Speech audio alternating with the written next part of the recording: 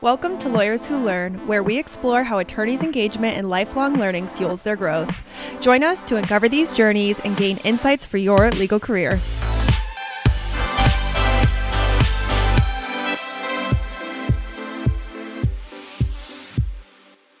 I'm really excited to interview you and let's have a conversation. So thanks for taking the time. Oh, no, thank you for having me, David. This is going to be awesome. So we've known each other for a number of years, and you are an unbelievable person. And I can't wait to kind of dive into all that you've learned in the past, since 2019. Mm-hmm. And so in part of my prep, I'm like, okay, I'm going to start looking at her other podcast interviews. I'm like, oh my God, she's done so many. And then I went through each one, and I kind of going, at least that I could find on top page. And, for me, like Lawyers Who Learn is about like figuring out how you've learned and grown through your career. When I originally sort of saw you, I think at Legal Geek Conference in London, I was like, oh, I'd love to talk to you about, I know you acquired, 10 companies in 18 months at Litera. You sold your company, you raised $2.5 million for Doxly in like 30 days. You were an M&A attorney. Before that, for 10 years, you were at Wilson Sonsini. See, I know your shit. You do. You got it. Then you took a leave of absence, and then you're back. So before we like kind of dive in, and like, I don't want to like repeat what's been said everywhere else, not that we can't, but is there anything that when you think about your journey and what you've learned that you've never been really asked about, or you've never really talked about, and you kind of wanted to like, and maybe not because you're on the spot right now. If not, I have a theme in mind, but I just wanted to like first explore that, like, and I'll just, to give you a second to think. For me, when I think about you, I think about who the target market is for this podcast. And it's, I think a couple of things. One, legal tech entrepreneurs who are just like, oh, here's somebody who's done a lot in this space, and I can learn just sort of how she's grown. And then any entrepreneur really, but anybody who's an individual who's trying to adapt to different situations. And you went from a law firm to startup to then running a large M&A division at a well-funded company. And of course, want to understand what things are now. So we can kind of go that route, but I just wanted to give you a second to think about that. As I said all that, is there anything that you wish you talked about more? Gosh, I think one of the things that I don't always talk about is like, I think part of the reason that I was able to do all these different things is like, there's two things, like a love of learning. So I'm actually a science background. I was supposed to be a doctor. Like, I'm not even supposed to be a lawyer. Like, this is not even anywhere close to like the world that I was always planning in. So since I was like 5 years old, I was like either going to bring a marine biologist or a doctor. So something science. And I'm a chemistry major. I started doing cancer research in high school. And so I was on a completely different career path. And it tracks to some things that I have talked about of being open to like what the possibilities are. But I think one thing that I haven't talked a lot about, it's like, I love learning. Like, I never sit in any situation that I am feeling like I am settled into like knowing what I need to do. And what every day is going to be, and like, and just feeling like completely comfortable. I think every situation I'm in, I'm always trying to learn. Like, even on the 10th company acquisition, we've done enough, like, but it's like, okay, each company is different, each thing we're trying to do, each thing we can improve on. And so I think that, it's something that tracks from being a lawyer through being an entrepreneur to being an acquirer to now building products again.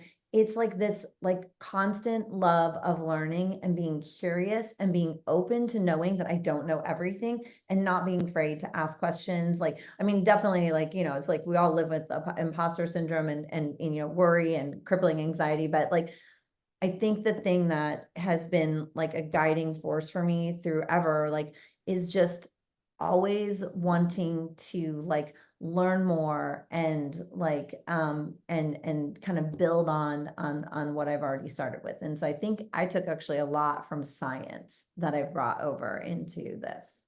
I love that, in like, the growth mindset, right? And it's easy for someone to say they love learning. It's much harder to execute on that. And so I think that's a great theme. Obviously, you're in the right podcast.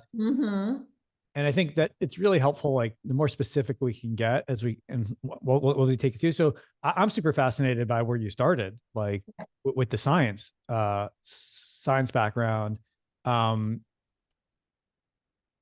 what was the, tell me about the pivot and like, you know, Yeah. you said you love learning. What drove that pivot? Yeah. So I mean, when you start out in wanting to do medicine, you can't go do an internship in medicine. Like I could follow doctors, like I actually followed a heart surgeon and things like that, but you can't like just live in a doctor's office. So I did the cancer research, and there was so much about like trying to figure out how to What age are we talking now, just to get a sense? like 17. Okay, high school. 17 is high school was when I started doing cancer research, because they were like, like I was able to, I literally left school at like 5th period, and I spent the rest of the day downtown at Riley Children's Hospital doing cancer research for pediatric cancers. Just curious, what was the connection to that? Was there personal, someone in your life had cancer that driven you, or what No, I wanted to do something. So I had an opportunity through kind of all the stuff I'd done in high school to do an internship, and I wanted to do it in medicine. And they're like, no, you cannot go be a heart surgeon on, from 5th period on. You can't go work in a doctor's office and I got to follow a couple surgeons, but they're like, if you want to start doing something in medicine, we can actually match you in research where, you can actually start doing stuff. And so I was like, I'm not a good like passive person. Like, let me just sit there and watch people do something. I like to actively be involved. And I was like, okay, I don't see myself as a researcher, but I'll go do this because I can actively do it. And I wanted to do something with kids. I always wanted to be in pediatrics. I had in my head, it would be a pediatric surgeon. And so I started doing pediatric cancer research and trying to figure out, how to do that. And then I went into college with a science research. I was a science research fellow at DePauw. So I spent a summer at DePauw doing science research. That was actually with butterflies. It was in a physical science, which I was like, I hate this.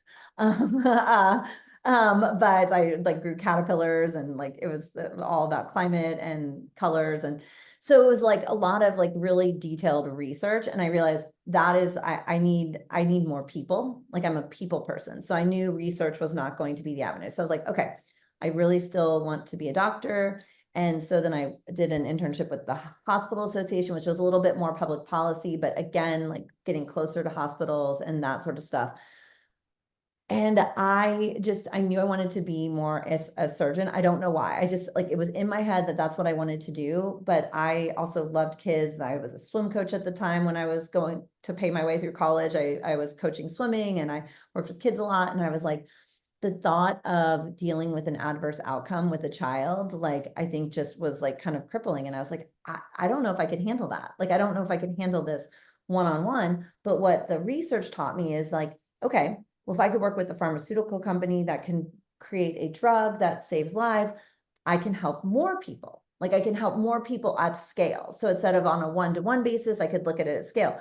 But I realized what I didn't like about research is that you have to fail a million times.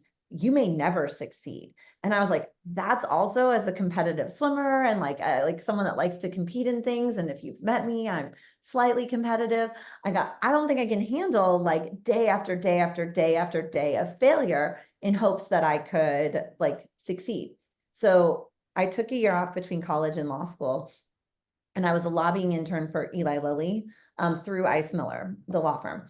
And so I got experience working at a law firm, but also experience of day-to-day being over at Lilly. And I was like, oh, if I do public policy, I can help Lilly better position drugs that they research and go through all the effort to bring to market. And then it can help a bigger portion of people. So that's how I got into lobbying. And so when I went to law school, my whole thought was, I will be a lobbyist. I will work on the lobbying side of the house. I will help biotech and pharmaceutical companies come to market.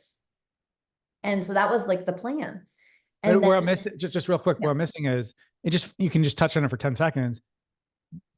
The moment where you're like, okay, I'm going to law school. Like, what was there? Did something happen, or did you speak to a lawyer? Did your parents talk to you? I'm just curious about that. And maybe this is only interesting to me and you, but like, if I'm interested, maybe somebody else is too, because this is fascinating. My parents were furious. They were like, you were going to be a lawyer. My dad had just had he was like, I'm not like a giant fan of lawyers. Like, so he was like, why would you go to law school? So when I decided to take the year off between college and law school, I did the lobbying internship and I loved it. So Did you already apply to law school at that point, or you didn't know you were going to law school? I applied to both during the year break. But what was even before you had the conversation with your parents, why did you decide to go to apply to law school in the first, like, what was because of what you were talking about with not want to deal with kids? Yeah, well, so I knew there were some parts of the science stuff that I was like, I wasn't loving. And so I actually had taken, when I was in college, I didn't realize I'd taken so many political science courses that I had finished my political science major before my chemistry major. So I was a double major. So I double majored in chemistry and political science, and I had loved it so much. I loved all of the like things that went into political science. So DePauw has this thing called a winter term where you, like, a lot of people go to Paris or Australia or things like that, but I was always swimming, so I couldn't leave the state of Indiana. So I did my junior year winter term at the Health and Hospital Association in a lobbying role. And I was like, so cool. I was like, this is so cool. It's so different from being in a lab. It's so interactive with people. It's so collaborative. I get to do something. I get to I can see the problem and I can work to solve it. And so I think the wanting to be a doctor was like wanting to solve problems. Like my love of political science and the lobbying stuff was, again, solving problems, but problems at scale. Got it. And so I think it was just like, I was like, okay, well, my entire life has been going down a singular pathway. And then I realized, like, well, I've not given myself room to consider anything else. And then in college, you just take courses at a liberal arts school. You have to take all sorts of things. And it was like, once I was exposed to something else, I realized, oh, I am super interested in this. I'm super fascinated by it. And then I gave myself the opportunity to take more classes. And then I used my winter term internship to do it. And then I was like, it was enough of an interest that I took a year off between college and law school. Got it. And you said you went to DePauw? DePauw with a W. It's in Where is that? In Greencastle, Indiana. Oh, cool. And then what law school did you go to? IU. IU? Okay. And so thank you for sharing that. That's what I was thinking about when you just said that. And we haven't even gotten to law school. Is you're a very accomplished person. You're very smart. You're very good at everything you do. And I realized, like, there's a foundation behind that. Like, it's like, you just, when I see you at conferences and we say hello and people see you're like, oh, wow, like I could do that. Maybe I could, or whatever. But like, this gives some insight into who, like, you were a high focused individual at 17. Like, that's not common, as you probably are aware, to like want to be a heart surgeon at 17 and then like make these big decisions. So like, I've learned something already. And so, like you said, you love to learn. Did law school, did the way law school is structured support the way that you like to learn over those 3 years? Just out of curiosity. I liked that it was different. I liked that it, like, what I liked about the poli-sci classes was a bit more of the Socratic method of, like, you know, just like kind of asking more open-ended questions. Like, what I didn't love is that it wasn't tactical for a corporate attorney. So I knew what I didn't want. So from the beginning, I knew I didn't want to be a patent attorney. No disrespect to them. They do incredibly important, very detail-oriented jobs. That is not who I am. Like, that was the exact reason I didn't like doing the cancer research itself, is that it's like so minutely detail focused and oriented. And I like room to move and be creative and work with people on more things. And so I wanted, I knew I didn't want to go into IP, which was where everyone wanted me to go because of my science background. And I was like, nope. And then I was like, just put me back in lobbying. I just want to be a lobbyist. Like, I don't need to do the law school stuff. I want to be a lobbyist. And a great mentor at ICE Miller told me, he was like, Haley, you can be a lobbyist without a law degree. He's like, I'm not going to let you join the lobbying group at ICE Miller straight out. You have to join any other practice group. Don't care what it is. And if you still want to be a lobbyist in like 2 years, you can, but then you have a legal skill that you can go back to at any point in time. So he basically told me, like, you got to pick something. And I was like, okay, it's not IP. I didn't like litigation. I was like, there are too many rules around presenting evidence and all this stuff and too many formalities. I loved like the, you know, moot court stuff, but so many rules. And so I really got interested in companies and like helping companies get formed and raise capital. And so I went corporate. And I loved it. And then that I just found my home. I never actually went back to lobbying. I like just kind of found a home in that area. But what was the hard part about law school is it until the ABA started doing their M&A MAC Cup, which I just got to judge in Laguna Beach, there was no tactical learning about what an M&A deal is or what it means to like form a company or do venture capital. Like we didn't have any of that. There was like, here's moot court, here's all the litigation things, but no real like Yeah, hands-on training totally. And for it. sorry, and I wonder if that exists more now or still like is part of the challenges. But let's talk about what it is that you love about M&A from a learning standpoint. Yeah. Well, I think what I loved is like, I loved working with the companies and understanding the business and like, what were they trying to accomplish? What did they need to meet their goals? And whether that was like raising capital. Let me take a sip of water real quick. Of course. You gotta be, I have a stand. Oh man, Stanley, we could have been matching. Take your time. Take your time. No, I love working with companies and like understanding their business. And so each company is different. What they need is different. What was interesting about M&A is like, if you do M&A right, everyone can win. Because what's important to me in buying your company is not necessarily what's as important to you in selling your company. So we can each come to the table with 10 core points that we need to get to make this deal work for our clients. And we can both win on most of those points. And so it's not a zero-sum game of I win, you lose. It's more of a perspective of what is really important to my client and how do I make sure I best serve their needs while getting a deal done? Because at the end of the day, that's the most important thing, is getting a deal done that's going to be good for the client. So each negotiation, even though the same components are in there, it's like actually taking time to understand like someone else's goals. So you're spending time learning about what is like truly important for them to like handle their business. So how many years were you an M&A attorney? 10. And which I said already, but I just wanted to confirm. And you were at 2 firms during that time? Yep. And the second firm was Wilson Sonsini? I started at ICE, went to Wilson, and then went back to ICE. Got it. Okay. How many deals were you involved with during that time, would you say?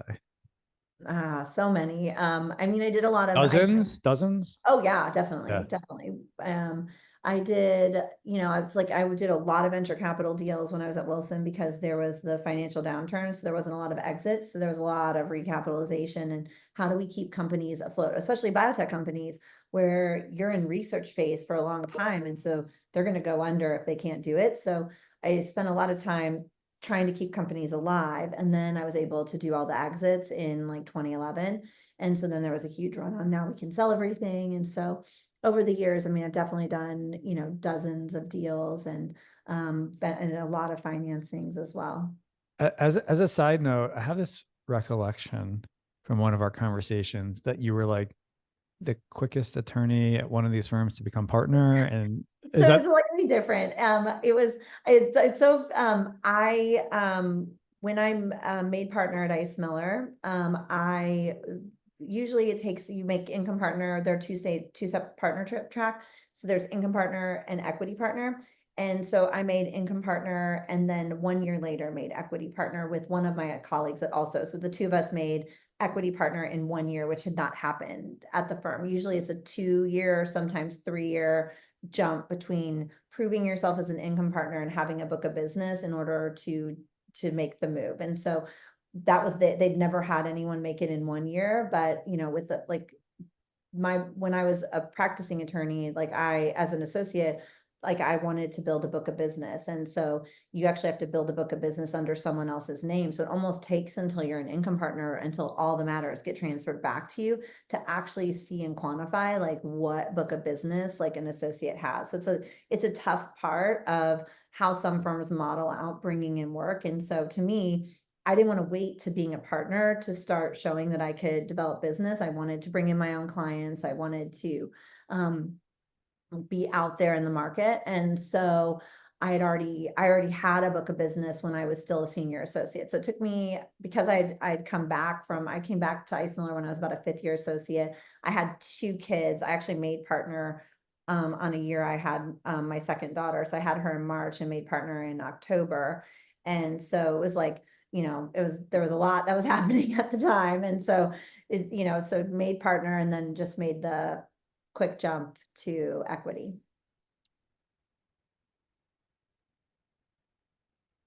And the main reason being the book of business, or that that's it's the just the jump. book of And business. for Okay. most firms, income partner gives you the ability to say you're a partner, so you can go out and start building business. I didn't wait for the title. I just wanted to I met people in the community, and so I was able to make that jump to prove I could develop business because I'd already done it as an associate. Got it. All right, I'm gonna box that. I can go many different areas because it's super interesting, but just before we go past this M&A stage, I'm trying to again stick to the theme of things that you haven't said before, or that don't sound like the basics.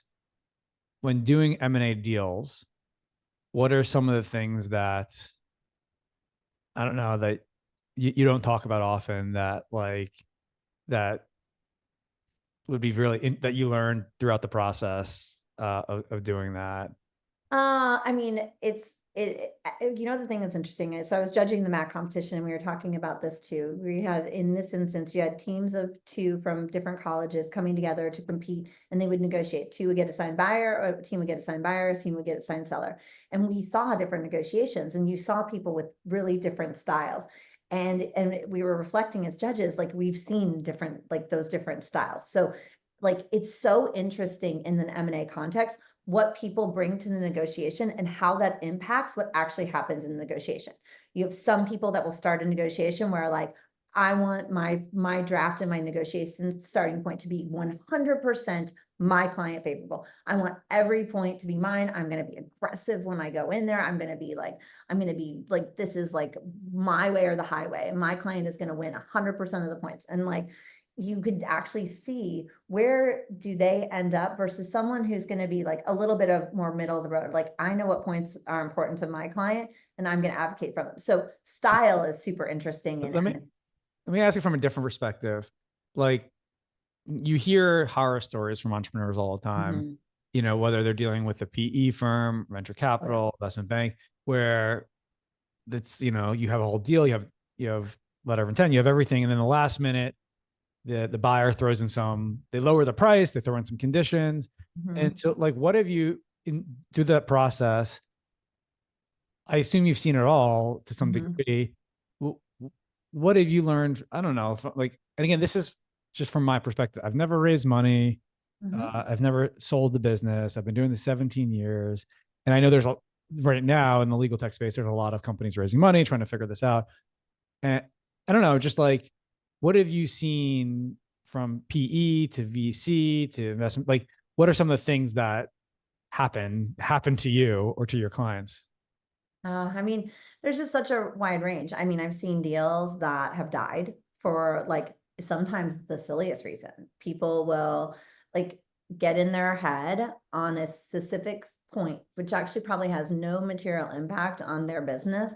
And I've seen people tank a deal over a silly point. We had a deal almost die over the definition of something that's defined in common law. And it was a basic definition. And it was an easily understood definition. And the deal almost died because they were they didn't want, the client didn't have counsel that advised them that this is pretty standard. And so no amount of trying to convince them that this is so basic and it's not negative and it's all fine, could work. So we had to come up with in order to actually get the deal done, I had to change how we did something which was very non-standard, but I wanted to get the deal done and I knew how to evaluate risk. So I think you see what happens in deals is people get in their head on a specific point or something that gets in their head, and deals will die for the strangest reasons. Deals that should happen, that would be beneficial to parties, you will see it die. Maybe there's doubt in the beginning, and that's just an excuse to do it. What's the biggest deal that you've done? the biggest deal. So it's hard because then I say, like, if I say that I order the like, I mean, it's the biggest deal. Oh, well, the biggest deal When you done were is the an biggest attorney, when you were an as a attorney, practicing attorney. yeah, I've done a deal with large biotech. So I've done a deal where like Pfizer was on the opposite side and things like that. So we're talking like large scale deals. like You billion know, dollar I deals. don't think I've done, well, Yeah. actually, no, I did. I did a emergence of a casino from bankruptcy where we acquired another casino that was in that range. And And it's, what about this? What about when you were working the firms, the smallest size, what's smallest deal? oh, I've done a deal that's like under $1 million Okay. before. Well, It's just like so, a simple so let me sale. ask you this, like between like, do you see like sometimes like there's some deals, like you talk about the tank, do you find that it's easier sometimes to do larger deals than smaller deals? Like tell me about Yep. that. It's not like smaller deals. I can like, so it depends. Like it depends on the mindset you're in. We did, Doxly was a company that was around for 3 years. My whole point was we're well organized and we know exactly, here's our data room. You can look at it on day one. I want the deal to close. We closed in 10 days, like straightforward. Everyone knew what the objectives were. Everyone was aligned and we just like got the deal done. I have seen other deals that are smaller, way smaller than Doxly's were, where it's taken months and months and months and costs like triple what we probably spent on ours because like there's so many like little pieces and like everyone's trying to get aligned. And so sometimes the smaller deals like actually take longer. Big deals, like the companies actually in large deals, especially big private or public mergers or private public mergers where one company, like the stealth of the deal is so important. Like things just have to happen. Like there is a set time frame, like things can't get out. So in that, like there's not as much time for arguing over very small points. Okay. In a small deal where this is someone's like personal business, it's a family. I don't know if I want to sell. You approached me. I don't know. Blah, blah. I don't feel like I have to give up on this because I don't have to sell. Like I can keep this. I don't need to like there's and I'm not getting the value that I think I should get. I'd rather just try to build it myself, blah, blah, blah. So you'll see in smaller deals a lot more hesitancy, also probably type of company.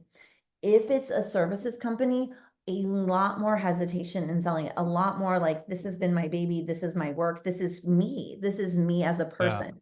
I think you see that sometimes in tech companies too. Like I built this product, I know what's best for it. I like the thought of handing over control at the last second becomes something that becomes difficult in a big company.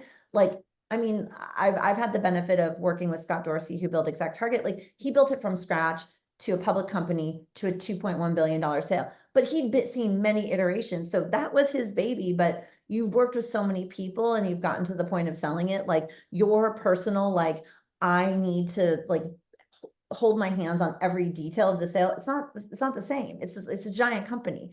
So when it's small and everything is kind of a part of you, every piece of the deal feels personal. All right. Thank you. That's helpful. So I'm going to just for purpose of time, skip over the entrepreneur component. You just mentioned it. You sold Doxly, you built it, you left the firm and did that. And then to me, what's most fascinating is, I don't know, and I would love to know this conversation. You're acquired, and instead of like just focusing on your product, somebody was like, "Oh, you did M&A for 10 years. You know how to do this. We actually don't have somebody who's doing that now. Do you want to take that over?" Like, tell me about that process. And again, this goes to your love of learning. Like this, you've never done before. You've done it for law firms, but you've never done it for a large private equity backed company. So tell us about that. Well, I mean, I think to some extent it came down to like why we chose to sell to Litera. Like, I loved HG. I got to know Hector, one of the principals at HG. And so when I did the deal, it's like, here, we've got a company that's backed by a great group. And one of the things I think that he did that separated himself out is he was like, what would you like to accomplish? Like, what's important to you from why you would sell? And I was like, my people, my team, I want my team to all come. We were small, we were 10 people. I want my customers, I want them to like still have the benefit of a good product that continues to grow. And I was like, and I'd personally like to grow. And so that was the last component. And they were like, well, what would you like to do? And I was like, well, I want to, make sure that, Doxly grows, transaction management. We have a lot more that we wanted to do. I actually envisioned on just like growing the product set. But then when I joined in and told them my background, when I was a partner, I was on Ice Miller's finance committee. So I actually knew how the financial side of the firm ran and how we made certain decisions and how we decided to invest in different practice areas. And so I had a different set of knowledge than the typical like founder, because I was a partner. So I knew what partners were thinking when they made decisions. I knew what the firm thought when it made financial decisions. So they asked me if I would consider doing business development strategy. I'd also established myself as someone that was comfortable talking on behalf of Doxly and then on behalf of Litera. So they asked me to move into more of a strategic business development. And they said, as part of that, would you help us think through, because you know all the founders, would you help us think through potential acquisitions and get to know people? So 25% of my time originally was supposed to be on M&A. And so, and the in addition to like connecting with HG, Avanish and I had like connected, like I will say, like in the first meeting after we signed the LOI, he put up a PowerPoint of like kind of the direction where he thought transaction management would go. And I did look at the PowerPoint for a second to see to think through, did I write that? Did I send him that? It was like so in line with what I was thinking. I like legitimately had to think for a second if I wrote it. And I was like, oh, okay. So we get each other. And so we had a really good dialogue, and he was free to let me give my opinions on other things as well. So once I was able to do that and then be able to give opinions on what we should buy, like, have you met this company? I just like, people would approach me and be like, hey, we'd like to talk to Litera. And I'd be like, oh, you should talk to them. Because I think, I love connecting people. Yeah. I love meeting people. I love seeing how to connect them. And so that became part of my job, was help us connect with more people, help us think where we can grow, help us like find like what's out there. And so I'd already introduced them to one founder that they ended up acquiring. And so then that became part of my job. And then I was like, hey, have you heard of, this company? And they were looking at foundation. And so I was helping on the side get foundation done. And once that deal closed, they were like, what if that was your entire job? And I was like, ooh, that sounds fun.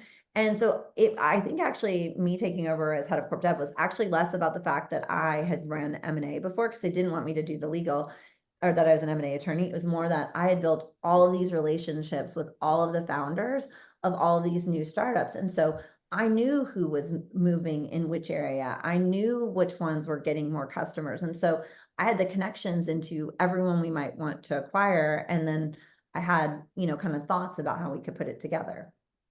That's fascinating. And just for context, because I don't think you actually said it, like, why did you have all these connections with founders when you were running your own company, Doxly? Because to me, in terms of like learning, like it's better to talk to other founders. And so, and I think this was and I didn't realize this was unique. And I credit it to like some of the other CEOs. Like, so Alma say, like I saw her, I had talked to this other PE and they're like, you should meet her. She's a great CEO in legal tech. So I was like, well, I will go meet her. And so she was so kind and generous of like talking to me. And then her company sold, and I like the case on her like flowers or champagne. And so then we became friends, and then became friends with Christian Lang, who was running a podcast. And then there was just like, I was like, well, awesome. There's so many people here who have been in this longer than I have. I would love to hear from them. And so we just all started developing this friendship. And so at different conferences, we would all go out trying to talk to all of our customers, but we would find time to have dinner or a drink, or we karaoke, and we would find time as CEOs to just actually talk. And so it was a dangerous moment, because when you're a CEO of a startup, like there's some days where you gain a customer, there's some days where something goes horribly wrong, like you have a product issue, there's a customer support issue, like you can't close a deal, your competitor beats you here. And so but to your employees, you always have to be like confident and but honest. You have to go talk to your board all the time about how amazing everything is. And like, even when you're feeling, you should be, hopefully you have a board that's super supportive even when things aren't great.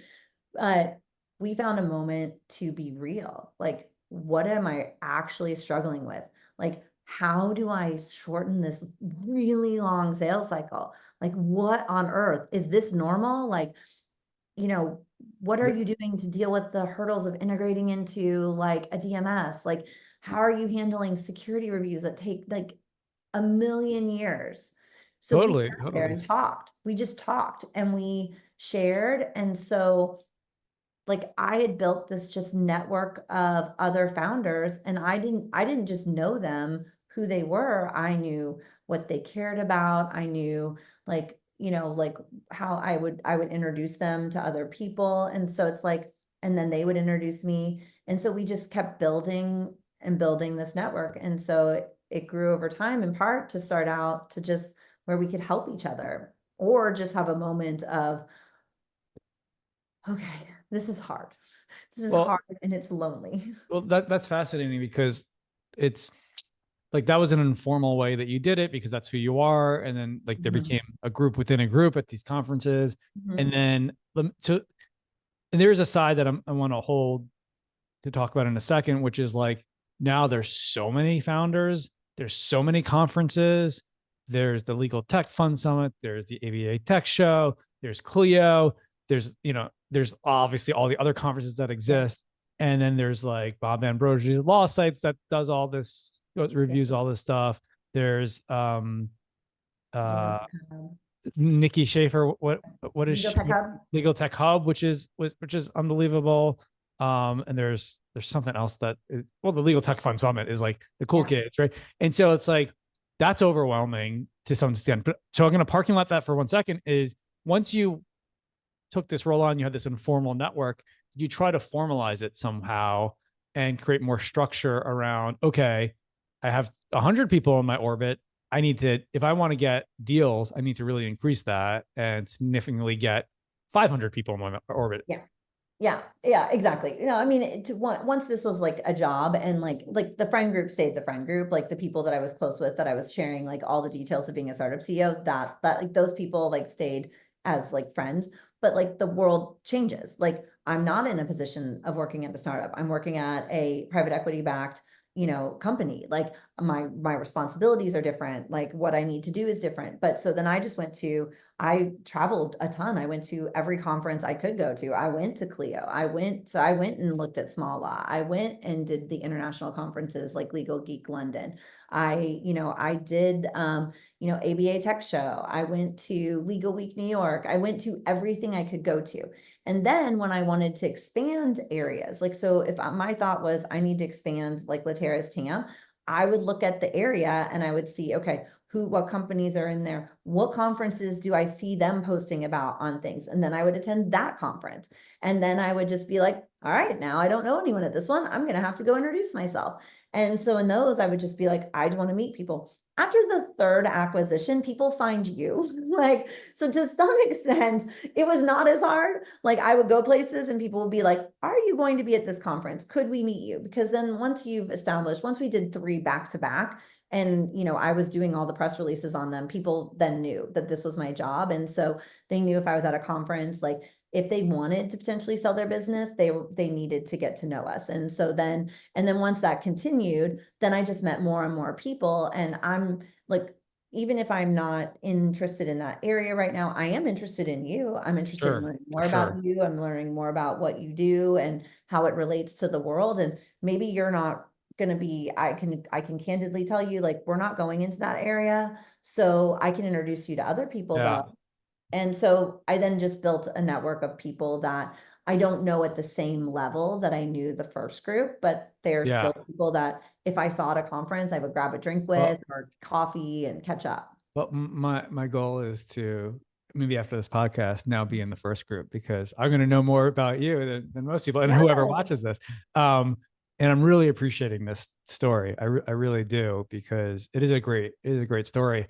And a lot of hard work to get there. So didn't just happen. And I think it's important to note that, because from the outside point of view, it just seems like, oh, okay, that happened. And she just happened to get that role. And everything was clearly very hard work to get there. And I'm just from a voyeuristic standpoint, I'm just curious, was that like cool? Like when all of a sudden you went from like a startup founder to like somebody who's like everybody wants to talk to, and you're at the conference, and I don't know, tell us about that for a second. I mean, it was like, so at first I remember when I started Doxly and everyone wanted me to do all the podcasts and all the interviews. And I was like, great, I want the company to get known. But then I got a little bit nervous about it being so closely connected to me as a person. Like the company was so tied to me and like what I was doing. And I was like nervous that that was like putting me in a position of not being known for all the things I was doing, as opposed to just being able to say nice words in public. And I'm like, Yep. I worked really, really hard. I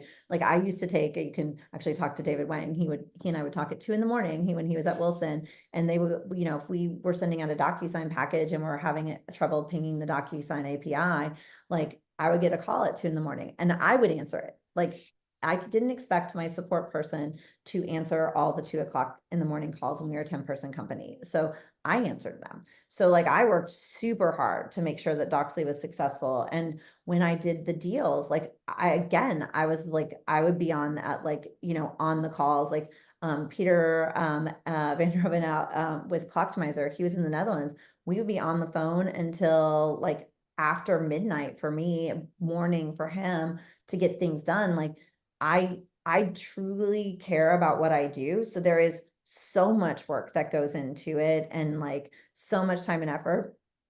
I remember thinking, and I was at a conference and I had run through my bio, which I will, I typically do, and I do it pretty quickly. And I'm like, I just kind of gloss over it. And someone afterwards was like, you shouldn't do that. Like, Right. just made it seem like it was just no big deal. It just all just like little dominoes fell. But like, that's an insane amount of work and something you should be really proud of. Yeah. And I think sometimes like, I was like, well, it's just the next logical step. Like, it's just the next logical thing that I was working towards. I didn't, because you build a company, you're like, okay, well, I'm going to raise money. Well, I raised money. I did it really fast. Okay, now you need customers. Okay, we got customers. We're building our business. Okay, well, now you might sell. Okay, but we did that again, like pretty quickly. And then I'm like, the next step, like ending up as the head of M&A for Litera, that was not something I foresaw happening. But it's just like when I became a law firm partner, I didn't see running my own company as next. But I think that's something that we need to be better about, is like acknowledging like the work that goes into it, the sacrifice. Like I had 2 kids during this. My girls are now 10 and 13. And like, I worked a lot into the late hours of the night so that I could do school stuff with them. I had to travel and like call home and have missed things with them. And so like, there's so much of this journey that it's super easy for me to just be like, oh yeah, this happened, done.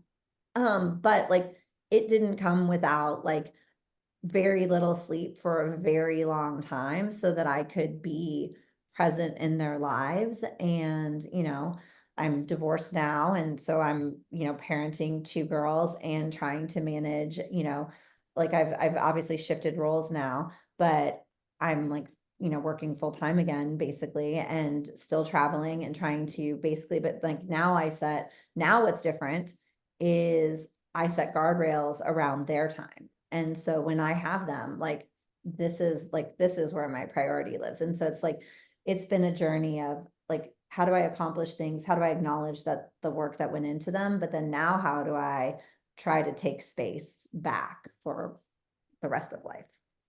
I just got chills during that. I really did, because we all struggle with, like to me, I don't know. You just want to, like, God forbid something was to happen to you and you had 30 seconds before to do that. What you don't want in that moment to be like, oh man, I could have been this. Because what you're not recognizing is most likely you are that, but just not where the movie was in your head of $1 billion, whatever the movie in your head, because the movie that's actually happening is probably even better than what you thought. Maybe just less quote unquote monetarily successful, or less impact success, less than you envisioned. And so like, I just want, like, I think you just said it, but just recognizing, like, when you said the next logical step, so many companies and people along the way got stuck at each one of those steps and actually went reversed or stopped. And so, Wow. Okay. So and let me just do a time check with you. How much more time do you have? Cool. 5 hours. Let's keep going. Yeah. But Marathon. we'll get there. I just wanted to make sure, just in case you had a hard stop, because, cool. I think I appreciate you being vulnerable there for a second. And I've thought about it a lot recently too. Don't I'll be vulnerable for a second. I might get emotional, but it's okay. My mom died in May, Oh, I'm so sorry. and she wasn't expected, and it was really quick. It was in 26 days. She went in the hospital, checked in the hospital, and died.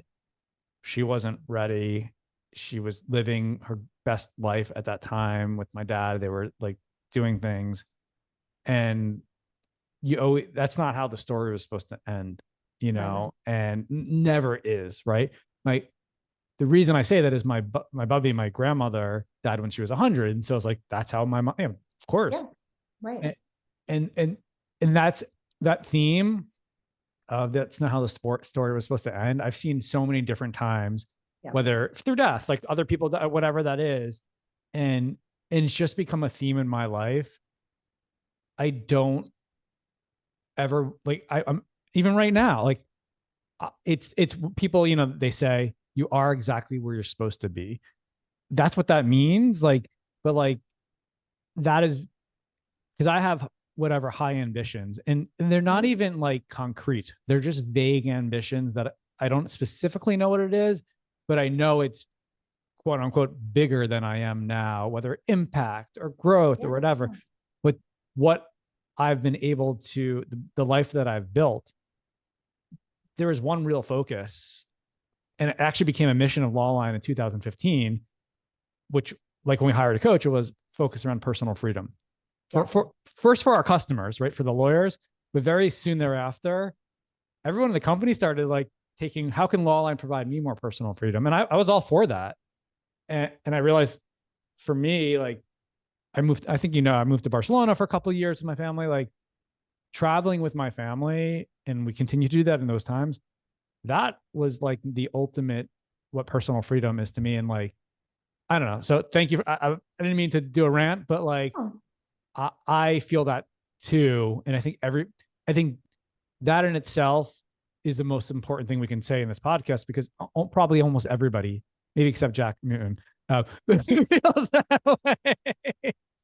Well, it is. I mean, it's interesting because like we always think there's going to be like I was to the point where, it's like I was really fortunate to have an amazing CEO in Avanish when he acquired us. Like there was a moment in time where he was like, you are mandatory taking a 2-week vacation. Like it was mandatory. Like he's like, you're burning yourself out. You're not like we have to find ways to like better like keep you like able to do the things that are going to really help the business, but that can't come at like 100% personal expense. But it's like when you're saying, okay, well, I've got to do all this, and then I've got to raise 2 kids, and I don't want to shortchange them. It's like at the end of the day, the only thing that you can sacrifice is your own personal health. And so then it was like taking that time to say, okay, at a certain point, I'm no good to anyone. I'm no good to my kids. I'm no good to my company. I'm no good to myself. And so it does take some time, but I'm afforded more of that because I did have my exit and I did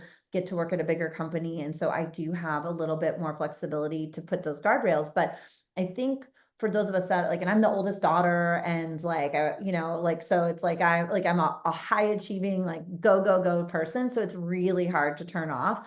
And so I think, but I've now seen more founders that are willing to take a vacation, that are willing to say, because at a certain point as leaders, we do have to model some good behavior for our team. Like I remember explaining to the Doxly team that we were going from unlimited vacation to a set number of vacation days, and everyone being like, this is crazy. Like we love vacation. I go, do you want me to pull up how many vacation days you took in the last 2 years? Right. I'm going to like there's a fallacy of unlimited being like so much freedom. And then in that, if you have only a finite number that you're being punished. No, in a finite number, you're counting. In a finite number, you're paying attention to things. You're like looking at, and you lose it, use it or lose it. Yeah. Yes. And so there's an incentive. If it's unlimited, I can take as many, but then you realize I didn't take as many and I was taking none. So if I'm taking none and my team feels like they can't take none, it's like there are responsibilities as leaders to say, okay, how do I find some of that balance? How do I show people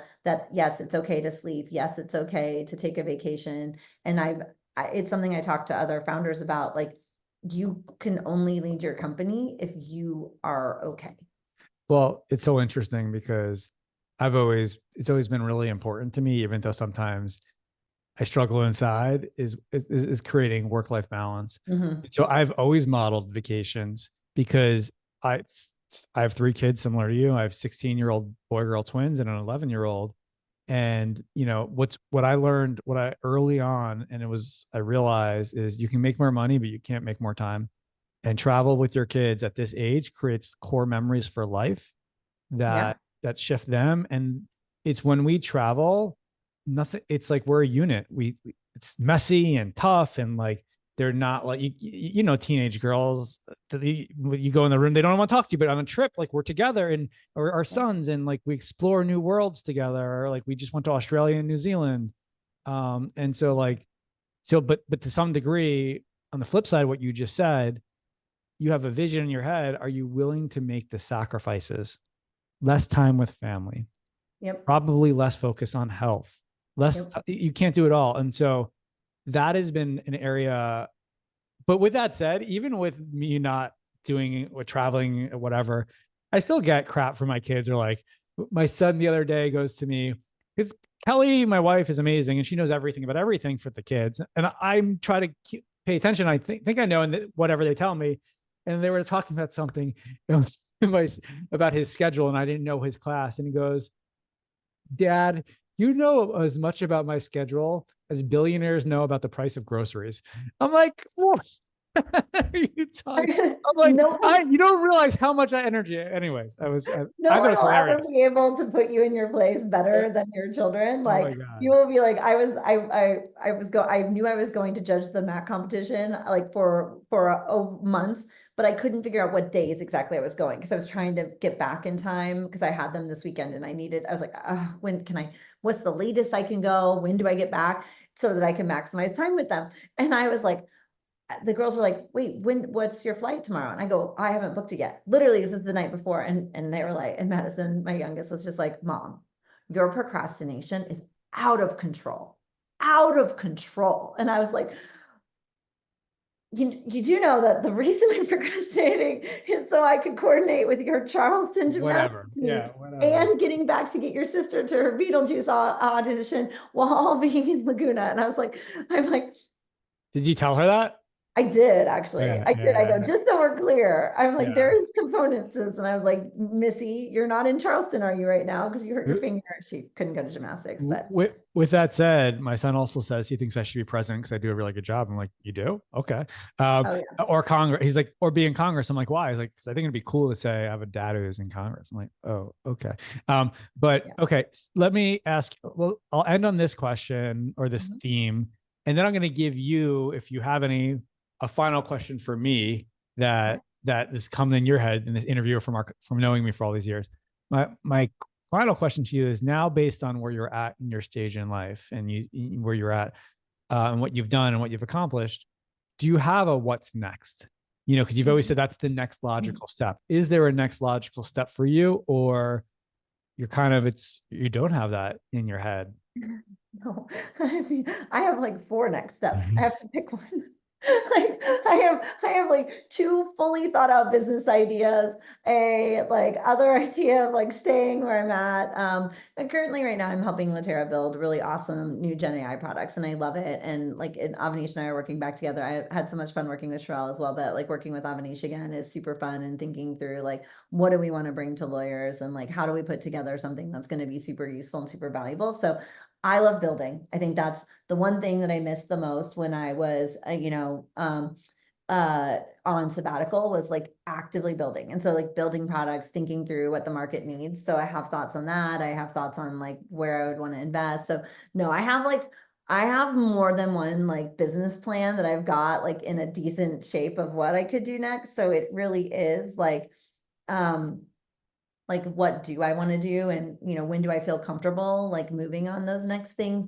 But what's different is that in all of this, I built a community in legal tech, and now I'm building a community that's both legal tech and outside of it. And so I'm traveling a lot more. Like in the past year, my goal is to go to a new country every year. Last year I went to Poland. I took my kids to Poland with my parents and my sister, and I also went to Romania and Brazil, and I went to the Paris Olympics because I was a competitive swimmer for a long time, and I wanted to go my dream was to go to the Olympics. And so now I'm looking at life of like, not just about the next like professional goal that I want to meet, but also the community of people I want to have around me and the things that I want to do. And so it really is like, it's just really been fun to like, just think of what's possible. So like I have business plans, and then I have like personal goals. Like for the first time in a really long time, I actually have like personal goals of things I want to do for the first time or try places. And so that's probably the biggest difference, is that like I realized that for me, for my life, it's not just the business, like the personal goals and me as a person is just as important. What's really cool, because your girls are 10 and 13, is in the next couple of years, as they turn, both of them are teenagers, they're like adult, like they're adults. And I can tell you now, and you probably know it, but what you do and your work ethic and how you've accomplished so much seeps into them so much more than you realize. And if they're interested, the more that you can include them, and like you said, in travel and be part of that, like that's super fun. And it's really inspiring for them, for sure. Like, I don't know them, but I know it is. So it's super cool. And that they see that, but of course they can tease on you or razz on you, as I would say. Cool. Awesome. This has been a journey. I hope you felt like this was therapy in some form, because that means it was a good podcast. Is there anything that I could answer for you about anything that would be of value to you to end this podcast on? And if not, we could just bid adieu right here. Well, no, so one thing that, I've always, I built businesses in different ways. So I've done it through venture capital. I've done it with in a venture studio at Doxly. When Brett and I built like Dragon and things like that, we did it with Litera. So we did it slightly differently, but we did it, again, with an entity. I've never built something from scratch, like without investors or things like that. What is the thing that you've learned that allowed you to stay on that journey where you were able to do this kind of on your own? Like, what's that piece of advice? Like, that's it. Like, because there are people, and I think right now everyone gets into the trap of venture capital. Venture capital will help me accelerate my business. It creates many strings and expectations, and in a lot of times it sends your business in a direction that you didn't. But we think that we can't do it the other way. So what is your lesson to people that allowed you to be able to kind of stay on your own path? Well, certainly mandatory education helps. But because I want to point that out to start with, because after doing this for 17 years, I can recognize that where I was overly confident or cocky, like I've done this with Lawline, I can do it 10 times over anywhere I want to try it.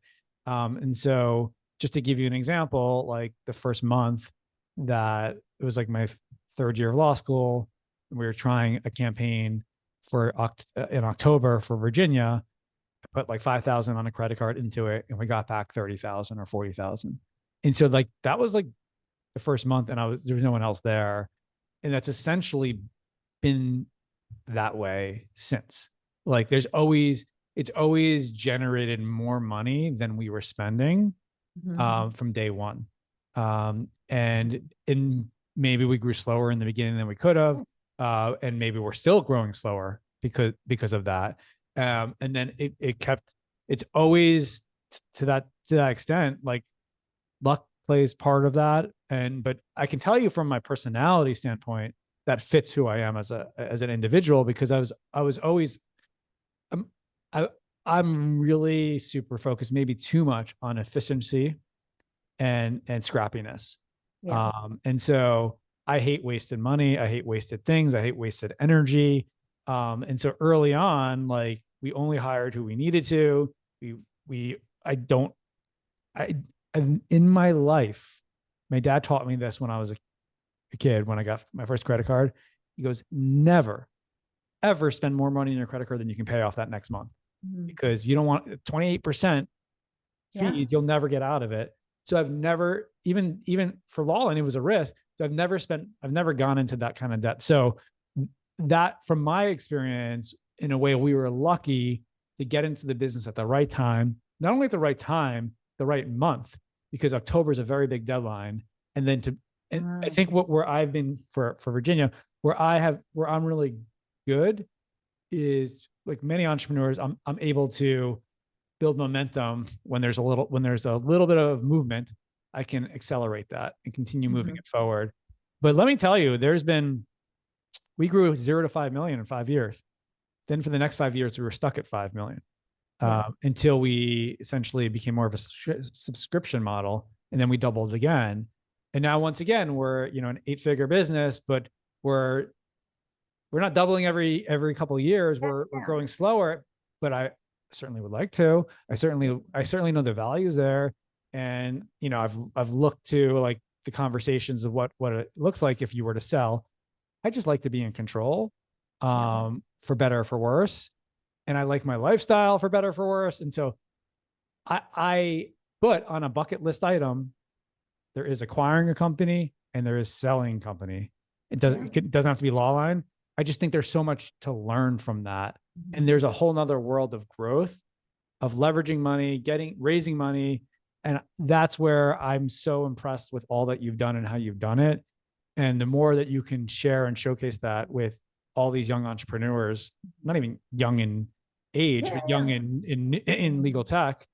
And the last thing I'll say is, to some degree, I feel a little bit out of the loop, right? Because we're just this company that's been here 17 years, very profitable, very, very impactful, 50,000 customers. And we're actually growing. Like, we focused in the last couple of years, and we were talking about this, in growing our B2B business. And it's the fastest growing business that we have right now. We're now doing all accreditation services for law firms, in addition to unlimited CLE. And so probably if I was more aggressive or took more money out of our account, or just took a loan or get financing, I could pour more money into it, be more successful, or lose quicker.